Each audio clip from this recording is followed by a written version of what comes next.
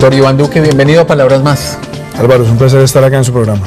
Bueno, doctor Iván, lo mismo le digo, y es una interesantísima oportunidad para hablar sobre temas que usted maneja de una manera muy interesante en el Congreso de Colombia, que ya le ha valido un reconocimiento extraordinario. Pero yo quisiera ir como al origen de esta historia, y es como una persona que tiene éxito en el sector privado, que está trabajando en cargos importantísimos en esa área y en los organismos multilaterales, se anima a meterse al mundo de la política colombiana con todo lo que eso implica. ¿Qué fue lo que lo llevó a usted a tomar esa decisión? Pues Álvaro, yo diría fue una decisión un poco difícil. Yo estaba en el exterior, estaba pues muy organizado con mi familia, pero siempre he tenido un amor por lo público, un amor por la política. Siempre he creído en la buena política, en una política de ideas, de principios, de debates, casi que en una política que tiene un lado académico y al mismo tiempo un lado de defensa y de debate ameno, no agresivo de las ideas. Entonces, cuando a mí el presidente Uribe me dice, lo quiero invitar a formar el Centro Democrático y a que regrese al país y le apueste a este proyecto, yo dije, ese es el momento de hacer y perseguir lo que siempre he querido y algo que me orienta a servir a mi país. ¿Y qué fue lo que le llamó la atención precisamente de esa parte, de trabajar al lado de Álvaro Uribe en esta nueva fase de su vida, ya como expresidente y como senador? Bueno, hay un antecedente previo, y es que cuando el presidente Uribe deja la presidencia, me invita a ser su asesor en Naciones Unidas en el incidente del Mavi Marmara, que usted recordará que fue un incidente entre Turquía e Israel en la Franja de Gaza, y en ese mismo tiempo me invita a ser su profesor asistente en la Universidad de Georgetown. Entonces, durante varios meses empezamos a compartir ideas sobre economía, sobre comercio, sobre Colombia, sobre desarrollo, y se fue formando, digamos, una relación de colegaje, de trabajo, de mucho respeto. Y cuando empezamos a hablar sobre el futuro político de América Latina, él empezaba a hablar del Centro Democrático, de 5 valores. Entonces empezamos a hacer ese trabajo académico y en un momento dado me dice, vamos a pasar de la teoría a la práctica, ¿usted quiere unirse a ese proyecto? Cerré los ojos y dice, regreso a mi país, me dedico a esto y quiero ejercer una política distinta en la que siempre he creído, con la posibilidad de ejercerla propiamente en el Senado de la República.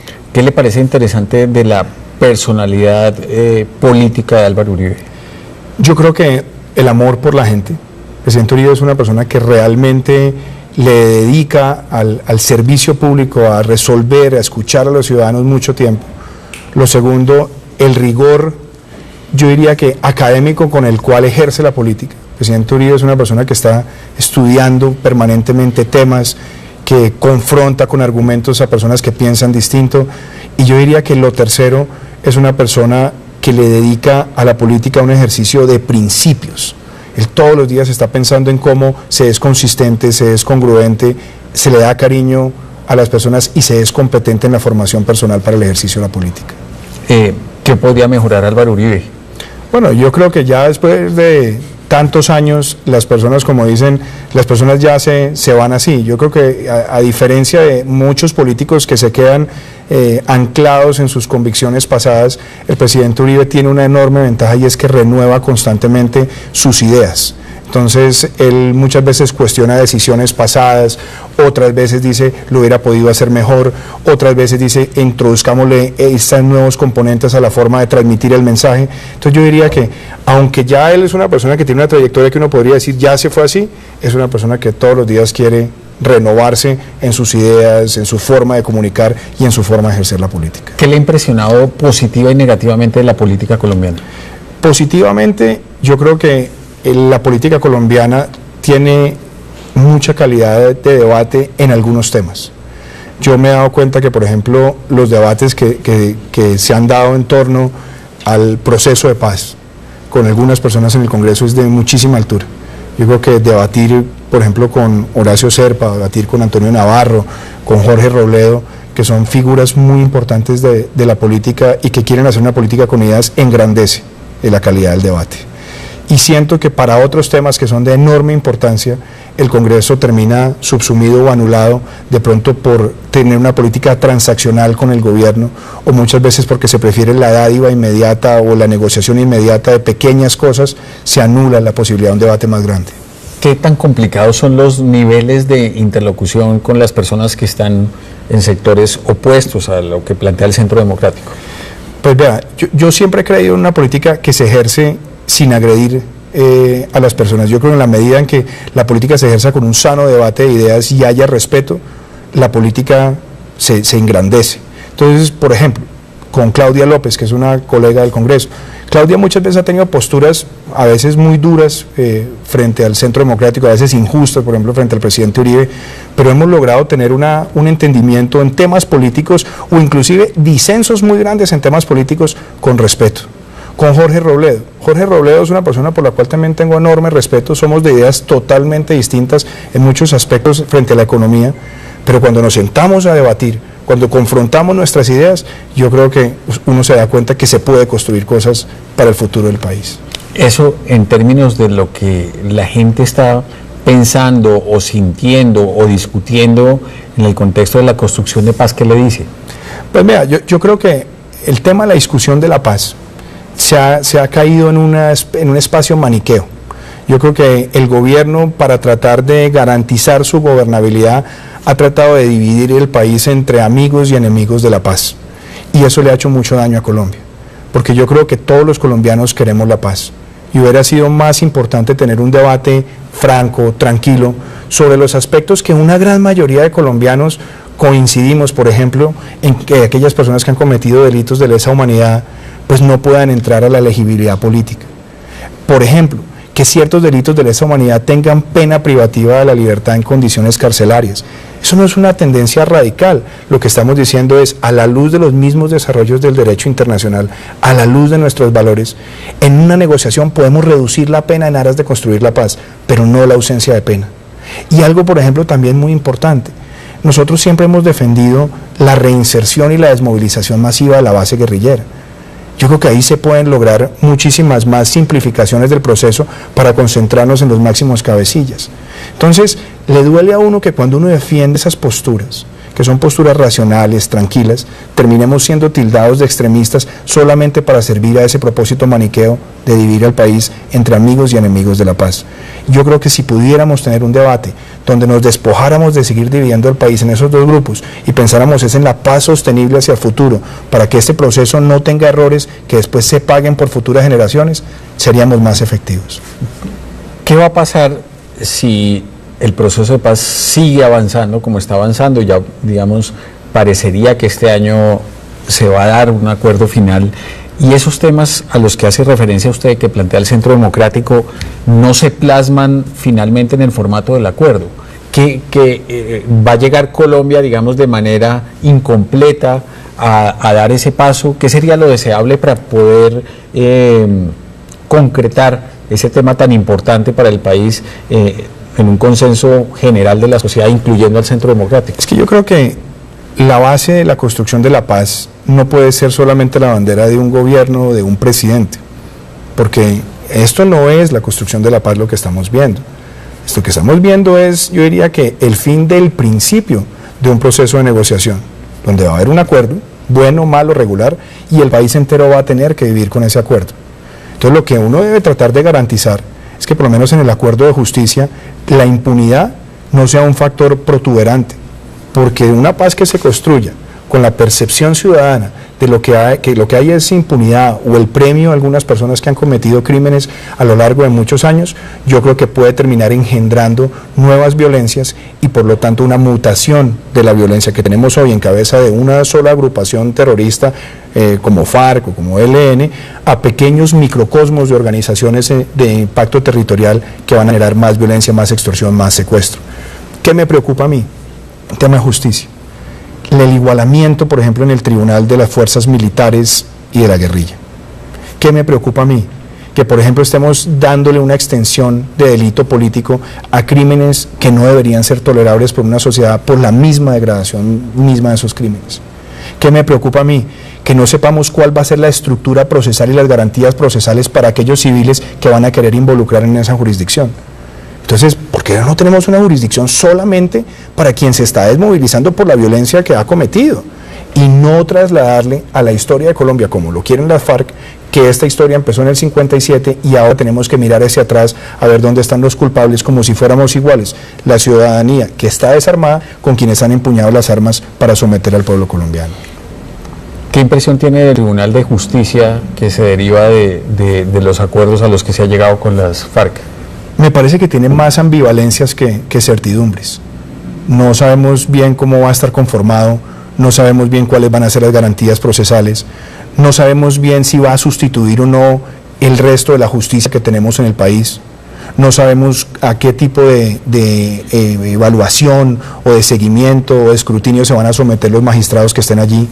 No sabemos cuál va a ser el peso del material probatorio y el tipo de material probatorio que va a tener esa unidad de investigación para someter personas a ese tribunal. Entonces me parece que lo que tenemos es algo en el papel lleno de complejidades, pero con unas incertidumbres que si se aplican mal pueden llevar a que el país tenga por muchos años un tribunal activo sometiendo ante las luces de los medios de comunicación a personas sin tener las garantías de que va a haber una justicia pronta, eficaz, basada en una buena calidad de investigación, en una buena confrontación probatoria y donde ante la duda sea el beneficio del acusado. Pareciera más que el acusado queda sometido a un escarnio donde el único incentivo que tiene es aceptar la culpabilidad o de lo contrario se somete a una pena de prisión.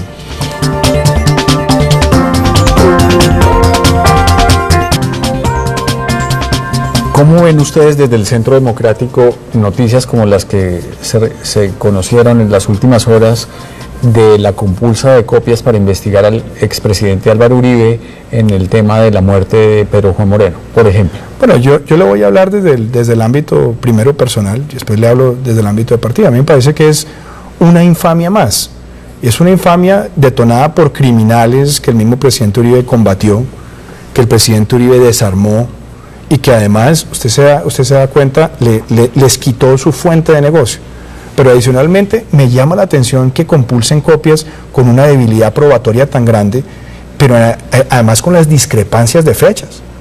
Un señor que dice que Carlos Castaño habló con Uribe para fraguar la muerte de Pedro Juan Moreno cuando Carlos Castaño había muerto años antes. El solo hecho de la falta de rigor probatorio para compulsar copias, lo que demuestra es que la justicia nuestra se puede activar con infamias, con calumnias y que no tiene un sustento probatorio sólido. Yo creo que eso le hace mucho daño a la justicia colombiana.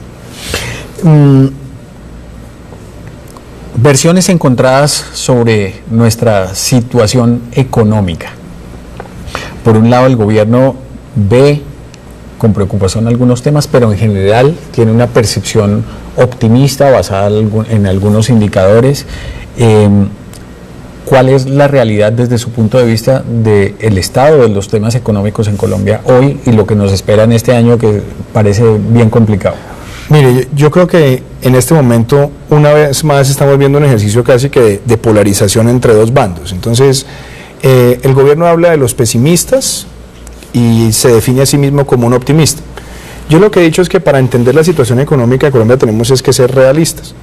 Y quizás la figura que más utilizo para esto es la de los equilibristas, o ese famoso equilibrista Philippe Petit que atravesó las Torres Gemelas en una cuerda floja, sin arnés y sin nada. Pues obviamente si él no fuera optimista, ni siquiera se hubiera montado en la cuerda floja para atravesar semejante altura.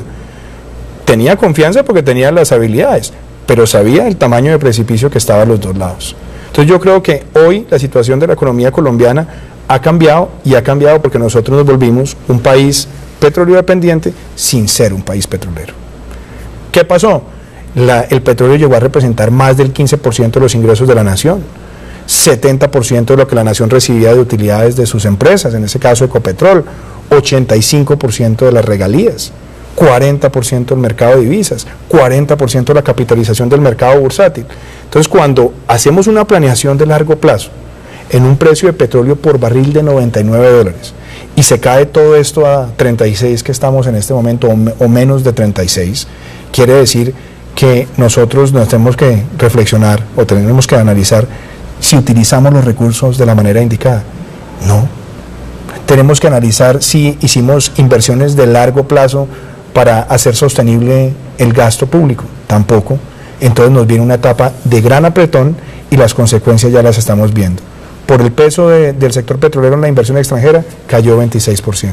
Por el peso en las exportaciones cayeron 35%. Por el peso en el mercado bursátil tuvimos la peor capitalización en el último año de una bolsa latinoamericana y estamos entre las 4 bolsas más desvalorizadas del mundo.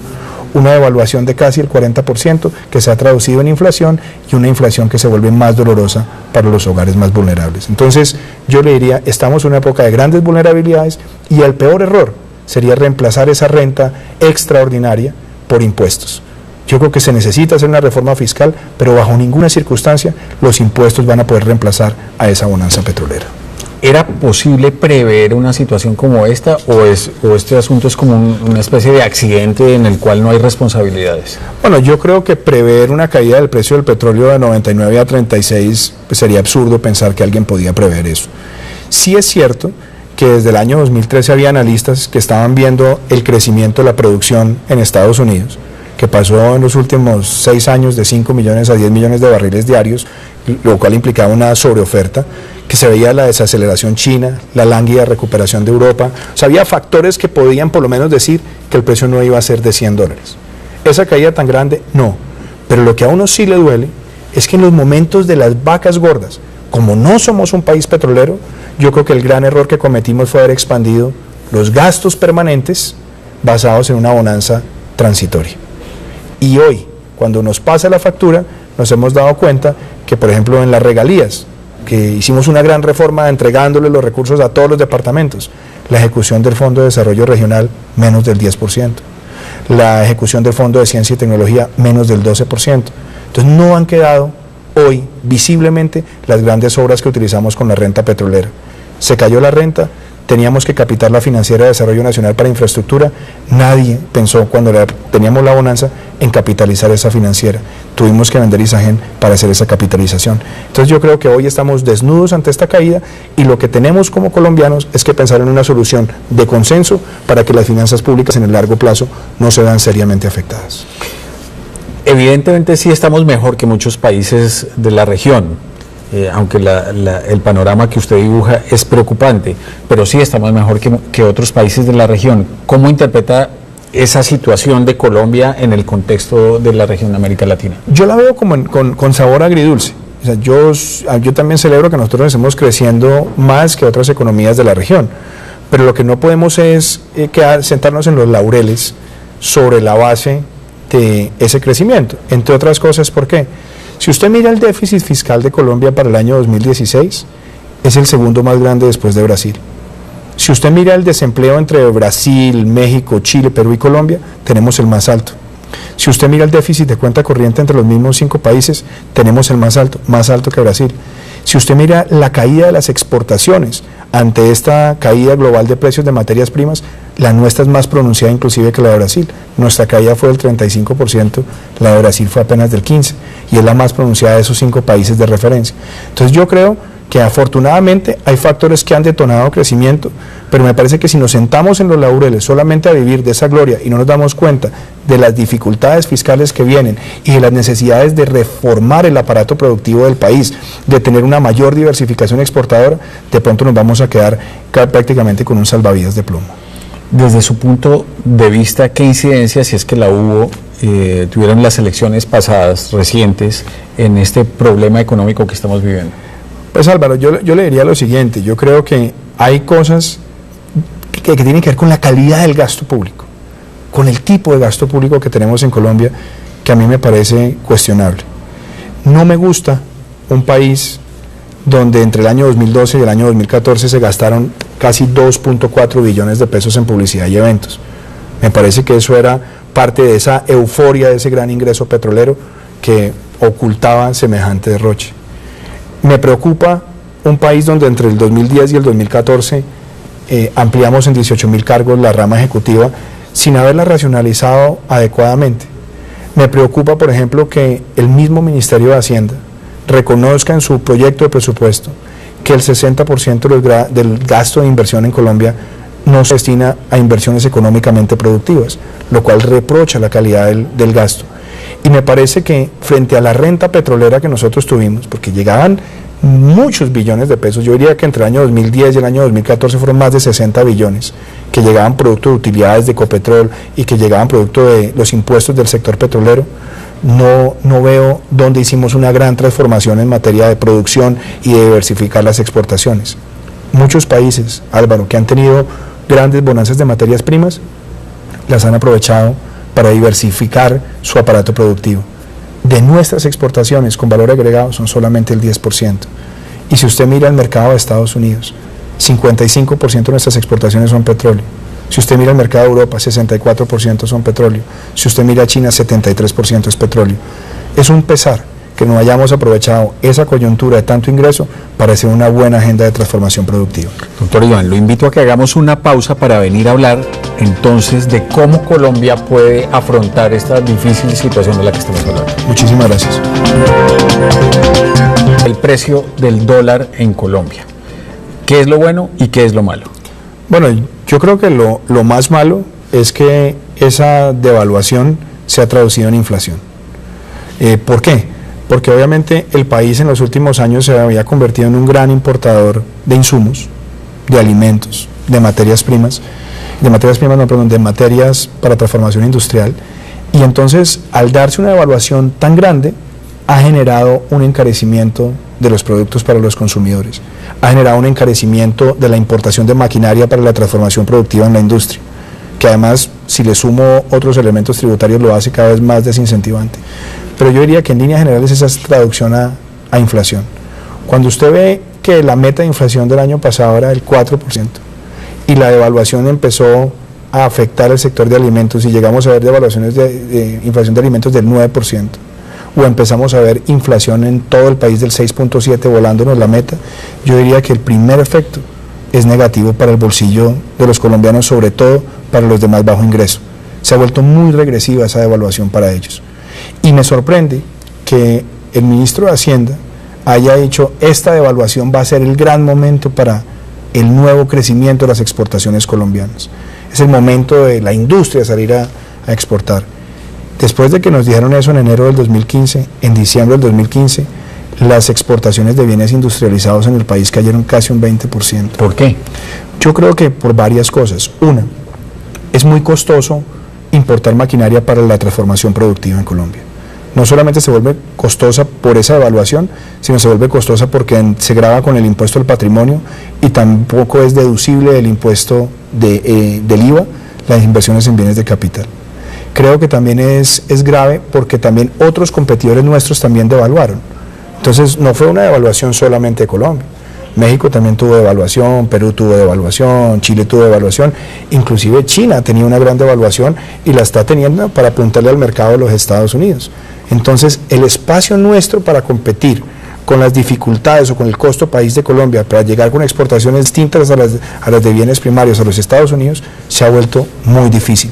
Y por eso yo creo que hoy, aprovechando esta coyuntura, tenemos que eliminar muchos cuellos de botella. Tenemos que hacer una redefinición arancelaria, tenemos que poder deducir del IVA de las inversiones de capital, tenemos que eliminar el impuesto al patrimonio que también sanciona a las empresas que hacen ese tipo de inversiones, que castiga de alguna forma el ahorro. Yo creo que hay que mirar una nueva arquitectura para diversificar el aparato productivo. Y para detener el alza de precios, porque eso es finalmente lo que golpea el bolsillo de cada ciudadano, cada mes va a ser el mercado y le alcanza menos, ¿qué podría hacerse? Pues mire, yo creo que aquí hay que tener una cosa muy clara, y es el Banco de la República tiene como meta principal el control de la inflación. El Banco de la República en el pasado, cuando el país lo necesitó, ayudó con una reducción de tasas a reactivar la economía.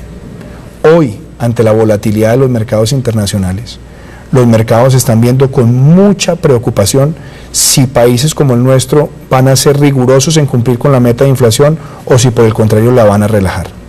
Entonces yo diría que el Banco de la República tendrá o ha tenido que dolorosamente tratar de contener esa inflación con un aumento de las tasas de interés.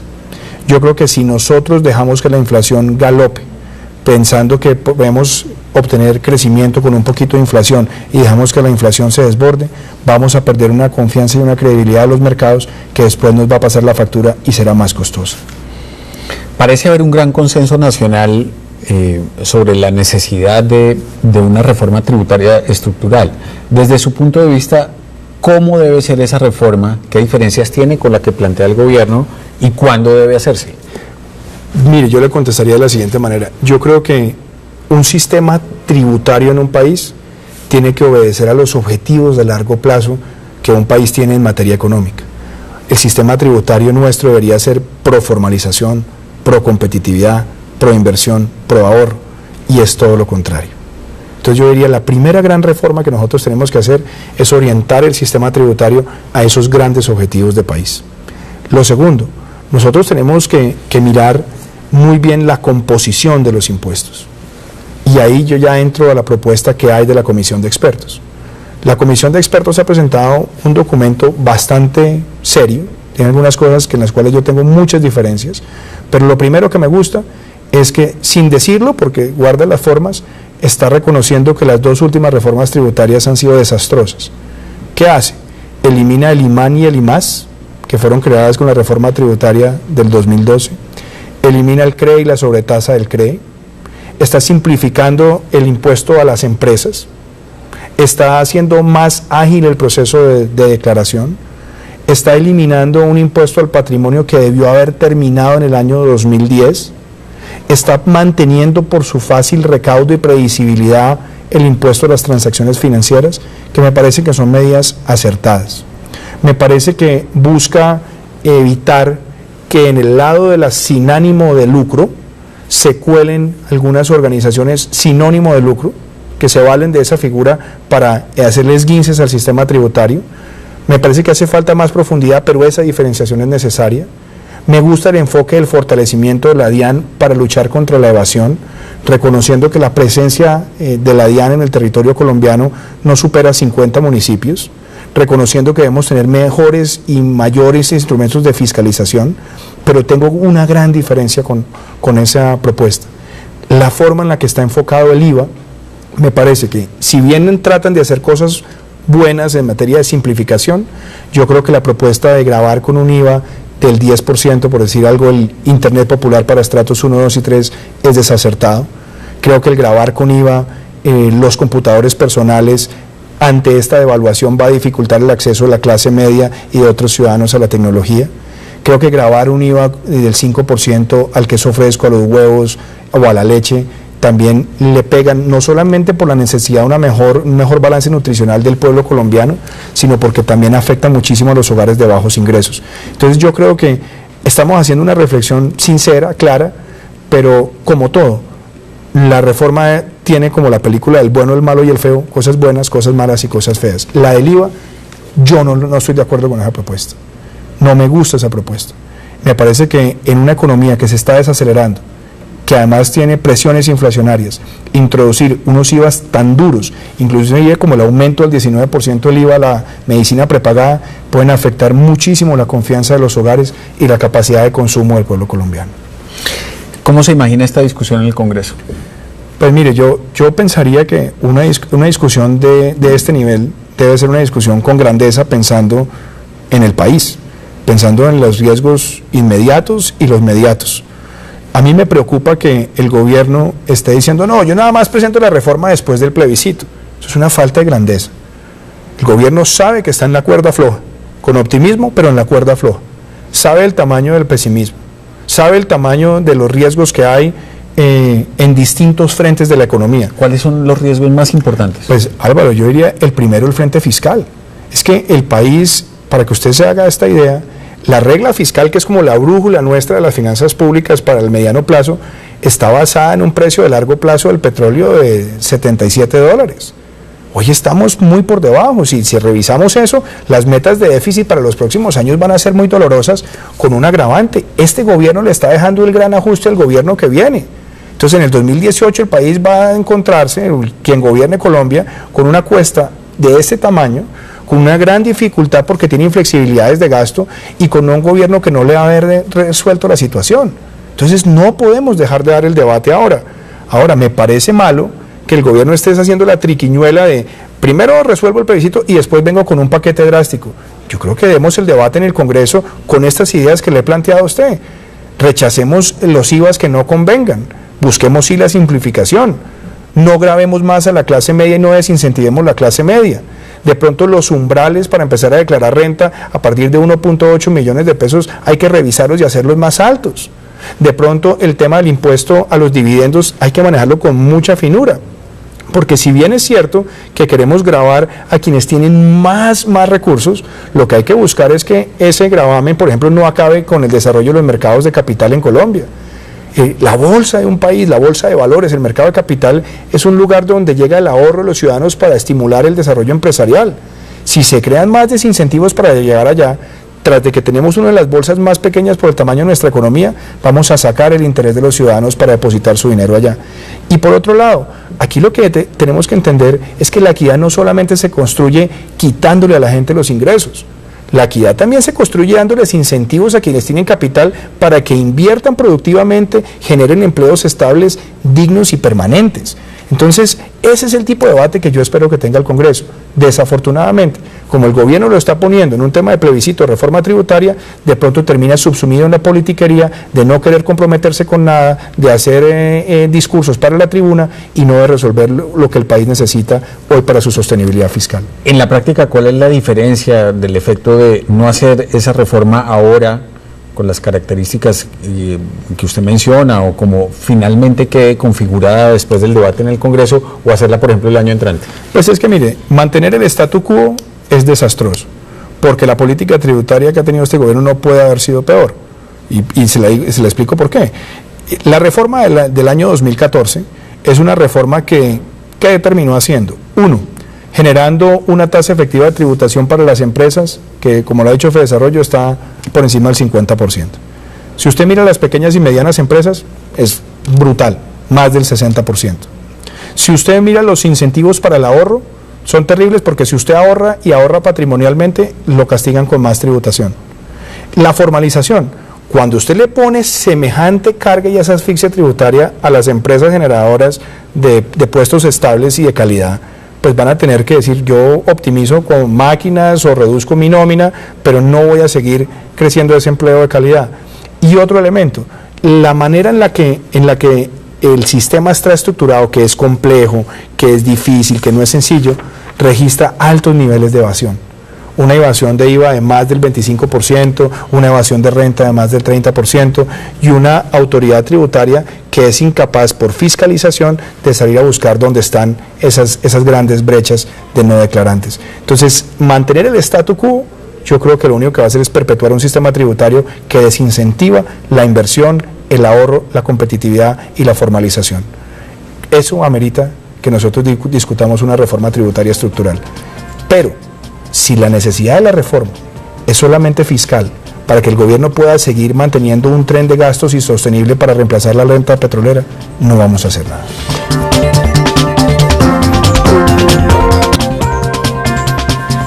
¿Qué sabor le quedó después de la venta de Isagen? Dolor. Me dejó dolor como colombiano por varias razones. Le digo algunas. La primera, me pareció un falso dilema Isagen versus carreteras, porque el gobierno ha dicho: es que vendo Isagen para capitalizar la Financiera de Desarrollo Nacional. ¿Por qué cuando tuvo tantos recursos de la renta petrolera nadie pensó en capitalizar la Financiera de Desarrollo Nacional para apalancar todos los proyectos que hoy va a hacer? ¿Por qué cuando tuvimos a un Ecopetrol y a un ISA registrando grandes utilidades nunca pensamos en hacerlos socios de esa financiera y que parte de sus utilidades fueran para capitalizarla? Entonces, ese falso dilema no me gustó. No me gustó la valoración de la empresa. Yo creo que hay grandes vacíos en la valoración.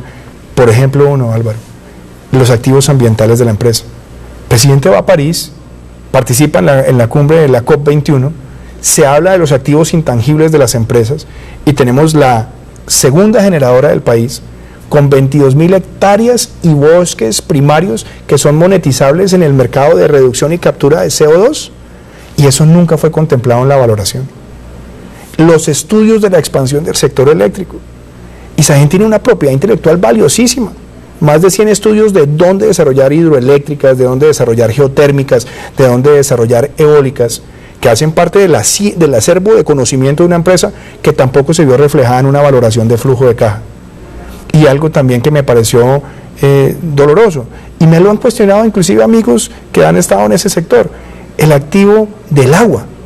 ese activo que está en la empresa, que son 5.200 millones de metros cúbicos, también debería tener un valor. Entonces yo creo que la valoración de flujo de caja no reflejó todo eso, y eso hizo que, a mi juicio, tuviéramos una valoración no apropiada.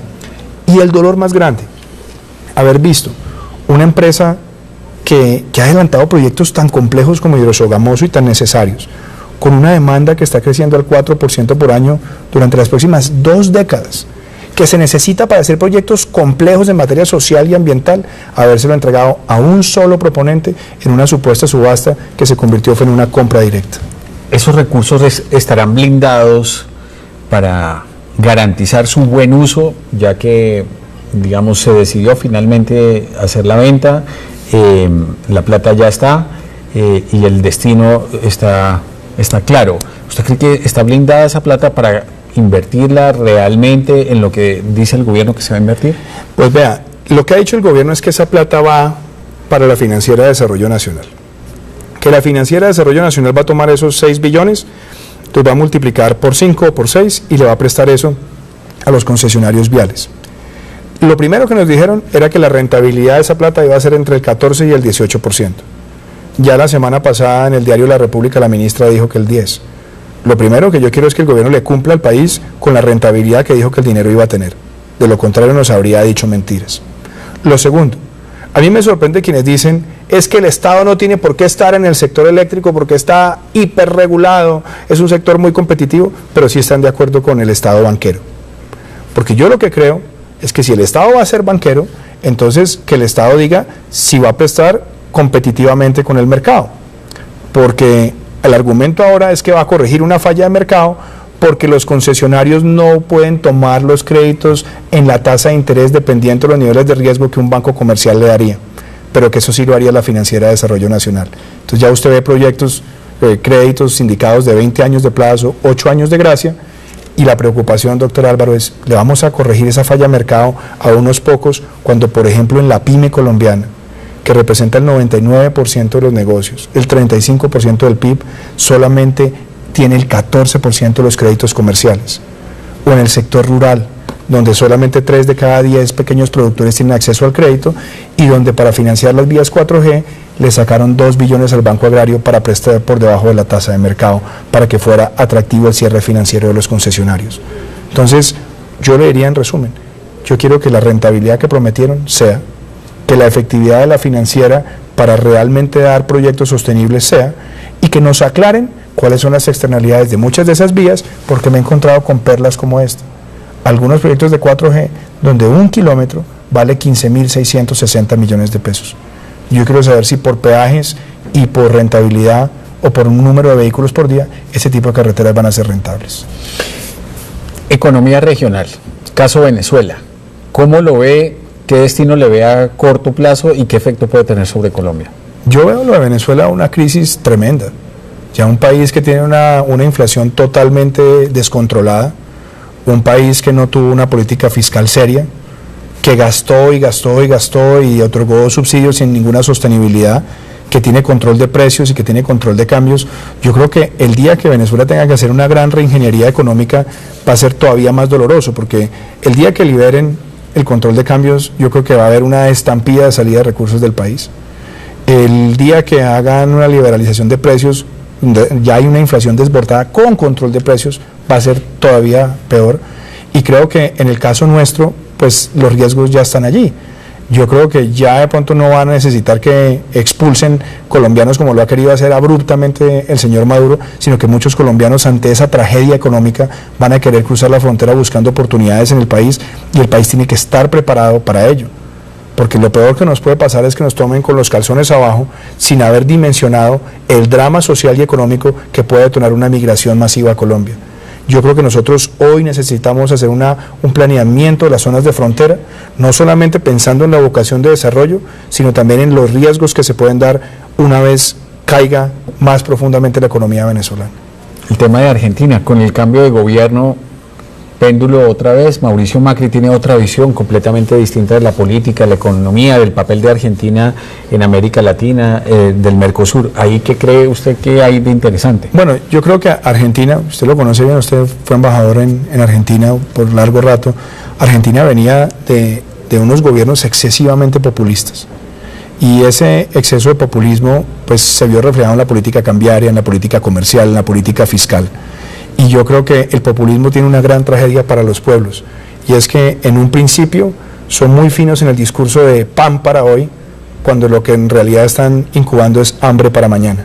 Yo creo que la llegada de Mauricio Macri a la Argentina va a permitir una redefinición del modelo económico, un modelo económico que necesita ser más prudente en lo fiscal, más exitoso en la transformación productiva, mucho más orientado a aprovechar la vocación exportadora, a atraer inversión y a darle certidumbre sobre las políticas de corto, mediano y largo plazo. Así que yo veo con ilusión esa agenda, pero también va a depender esa agenda de la grandeza de Sergio Massa como líder opositor en el Congreso, porque Argentina, con la política que recibió de los Kirchner, no es sostenible. Y ahí es donde se tiene que buscar un mínimo grado de consensos sobre las reformas, ya que Macri pues no tiene mayoría en el Parlamento. Se conoció recientemente el informe de Oxfam sobre distribución de la riqueza en el mundo, y hay unos datos impresionantes. 66 personas tienen la riqueza de la mitad de la humanidad. El 1% más rico tiene la misma riqueza que media humanidad. ¿A usted qué le dice ese tema viéndolo en el contexto de Colombia? Pues yo creo que el tema de la equidad es fundamental en la transformación de una sociedad. Yo creo que Colombia tiene una historia bonita que contar. Yo creo que si nosotros vemos a Colombia en los últimos 20 años, hemos visto no solamente un crecimiento importante del ingreso per cápita, sigue siendo bajo, pero es un incremento importante versus lo que teníamos antes. Es clara la expansión de una clase media, y es clara el mejoramiento del acceso a ciertos bienes y servicios por un mayor número de personas en la población. No obstante, yo creo que el reto que tenemos que buscar hoy es, uno, la formalización laboral y la productividad. Yo creo que el gran problema de equidad que tiene hoy Colombia está en la informalidad. Le doy un ejemplo muy claro.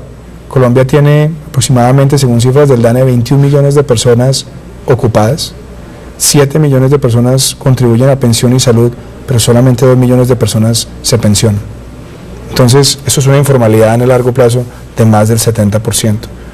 Si esa tendencia se mantiene, va a profundizar la inequidad, porque vamos a tener personas que van a salir del mercado laboral muy pronto y no van a tener ninguna cobertura para su vejez, lo cual va a agudizar la pobreza.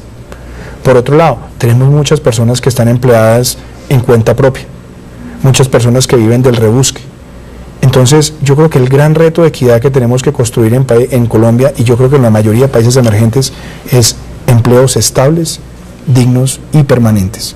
¿Cómo hacerlo? Necesitamos un aparato productivo que estimule la generación de más empresas, que estimule la transformación productiva, que cambie la vocación exportadora, que la diversifique, que nos consolidemos en bienes y servicios y que tengamos sobre todo un crecimiento muy importante de la demanda interna. Fortalezas y debilidades del ministro Cárdenas. Yo creo que Mauricio, yo por Mauricio tengo aprecio, hemos sido amigos. Yo creo que él tiene una gran fortaleza académica. Mauricio es un hombre que tiene una gran formación, un hombre que ha conocido el Estado en distintos cargos. Yo creo que Mauricio es una persona tranquila, él no es una persona de saltos abruptos en su temperamento, y yo creo que tiene una muy buena conexión con otros miembros del gabinete, que a veces es muy peligroso un ministro de Hacienda que no tenga cercanía con la gente del gabinete. Yo diría esas son sus fortalezas. Sus debilidades hoy, yo creo que tiene muchas tentaciones políticas por delante y eso le obligan a de pronto no tomar muchas decisiones y eso afecta la calidad de la gestión de un ministro de Hacienda. Lo segundo, creo que Mauricio se ha demorado en reconocer la crudeza del impacto fiscal de la caída de la renta petrolera, se demoró mucho. Y tercero, yo creo que él se ha alejado mucho de las políticas de transformación productiva. Un ministro de Hacienda, si bien tiene que estar pensando en las finanzas públicas, tiene que también estar pensando en cuáles son las políticas necesarias para que un país transforme su economía en el mediano y en el largo plazo.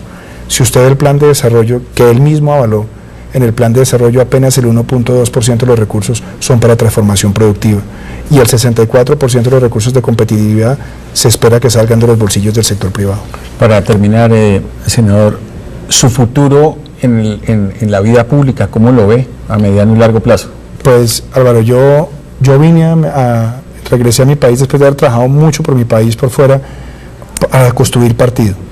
Hoy me veo construyendo, ayudando a construir un centro democrático como un partido moderno, de argumentos, de propuestas, y me siento también con la enorme responsabilidad, en la medida que la vida me lo permita, de contribuir a que la política en Colombia sea distinta y tengamos una política que nos permita también innovar en nuestra democracia y tener una política de valores, de principios, de ideas, sin tanta pasión y sobre todo pensando en construir consensos. Doctor Iván, muchas gracias por haber aceptado esta invitación. De verdad fue un privilegio de gran interés escuchar esa visión de los temas políticos y económicos de Colombia. Muchas gracias, doctor Álvaro, un verdadero placer.